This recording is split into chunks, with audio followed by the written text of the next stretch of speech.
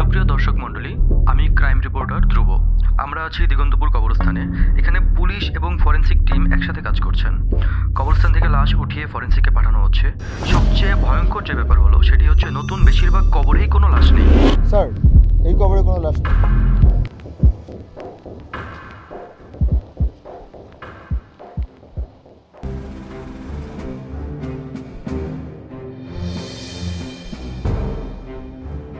অনেক দূর যেতে হবে। এর ভিতরে লাশ আর কিচ্ছু নাই।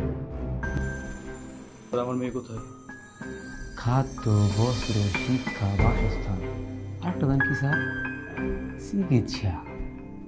ও না, অনেক টাকা। কারা করছে, কেমনে করছে, কখন করছে? যদি পুলিশের লোক না হইতাম তোরে কুচি কুচি করে কাটতাম।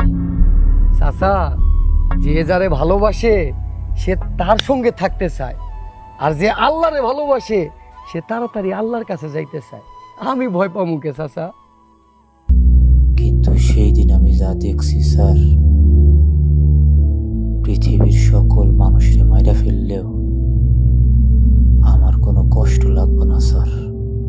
স্যার আমার বেশি দিন হয়নি, 5-6 মাসে স্যার 28-30টার মতো হবে স্যার।